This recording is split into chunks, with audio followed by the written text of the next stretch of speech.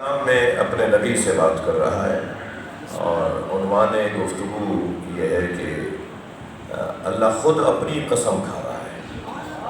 فلا وربک، تمہارے رب کی قسم، اے میری جان، اے میرے مصطفیٰ، اے میرے حبیب، اے میرے مجتبی، اے میرے معشوق، اے میرے عاشق، اے میرے محبوب، میرے مصطفیٰ، تمہارے رب کی قسم، وہ مومن ہی نہیں ہو سکتا جو اپنے اختلافات میں تمہیں حکم نہ مانتا۔ صلوات پڑھ لیں محمد و آل محمد۔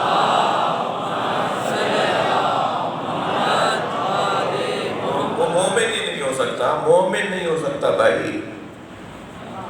پیش نماز کیسے ہوگا؟ آگے کھڑے ہو کے ہمیں نماز کیسے پڑھائے گا؟ جو مومن ہی نہیں ہو سکتا وہ ہمارے لیے امام جماعت کیسے بنے گا؟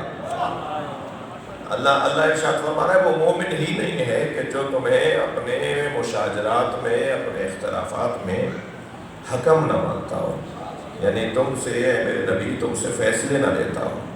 اور صرف اتنا نہیں ہے کہ حکم مان لیا، یا رسول اللہ آپ فیصلہ سنا دیجئے، اتنا کافی نہیں ہے، بلکہ ثم لا یجدوا فی انفسہم حرجا مما قضیت، جب آپ اے میرے نبی جب آپ فیصلہ سنا دیں تو پھر آپ کے فیصلے پر شک نہ کرتا ہو، ایسے تسلیم کر دیتا ہو جیسے تسلیم کرنے کا حق ہے۔ صلوات پڑھ لیں محمد و آل محمد۔ تو یہ تو آیہ کریمہ کا ترجمہ، اور اس کے ضمن میں اب تفسیر یہ ہے کہ ہمیں ڈھونڈنا ہوگا کہ کہاں کہاں نبی مکرم نے ماضی میں فیصلے کیے، تو انہی فیصلوں کو ماننا ہوگا۔ اور ہم تو نبی کی حیات کے قائل ہیں، آج بھی اگر امت کو فیصلے کروانے ہیں تو یا قرآن پڑھ لو یا علی سے پوچھ لو۔ سرکار دو جہاں نے کیا فیصلے کیے ہیں؟ قرآن مجید پکار کے بتائے گا کہ میرے نبی کے فیصلے کیا ہیں۔ تو اگر ہم اختلافات کو ڈھونڈیں، کیونکہ یہاں اللہ نے اعلان کیا کہ جن مسئلوں میں امت میں اختلاف ہے، فیما شجر بینہم، مشاجرات، اختلافات، جن مسئلوں میں امت میں اختلافات ہیں، ان مسئلوں میں میرے حبیب تمہیں انہیں حکم ماننے پر ہی انہیں ایمان کی دولت ملے گی۔ مومن ہونے کے لیے یہ کافی نہیں ہے کہ میں کہہ دوں کہ میں مومن ہوں۔ مومن اگر کوئی ہے تو اسے ثابت کرنا ہوگا کہ وہ مومن ہے۔ اس لیے کہ مسلمانوں نے آ کے نبی سے کہا کہ آمنا، ہم ایمان لے آئے۔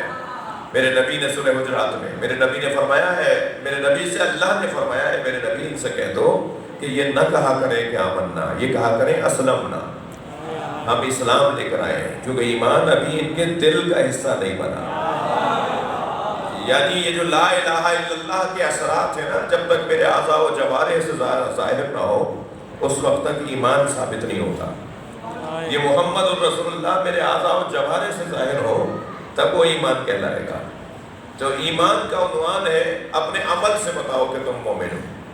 تو فرمایا کہ وہ مومن نہیں ہے کہ جو آپ کو اپنے اختلافات میں اپنا حکم نہ مانے۔ اب ایک لسٹ بنا لیجئے کہ امت میں کیا کیا اختلافات ہیں، لسٹ بنا دیتے ہیں۔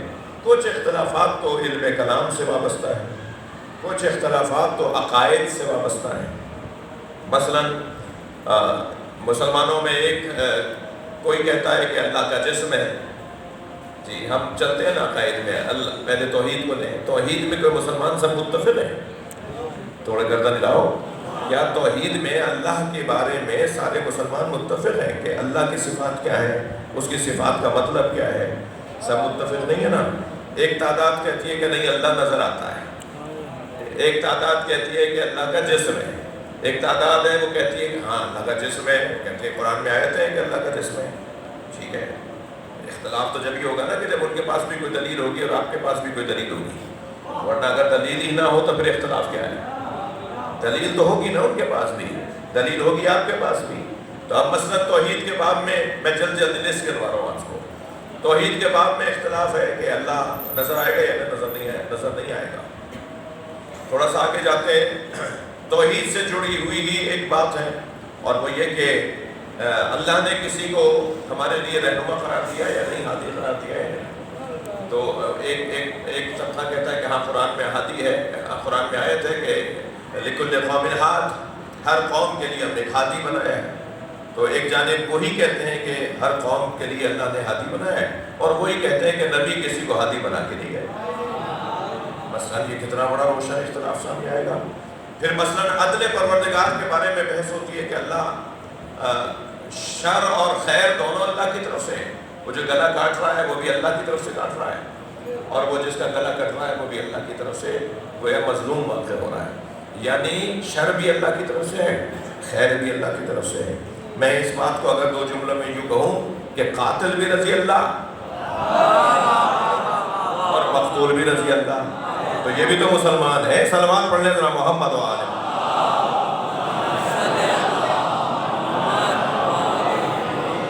اس کے اندر جو بحث آتی ہے، اس کے پیچھے جو بحث ہے، اس کے پیچھے جو پس منظر ہے وہ یہ ہے کہ اللہ جو ہے وہ خالق خیر بھی ہے، اللہ خالق شر بھی ہے۔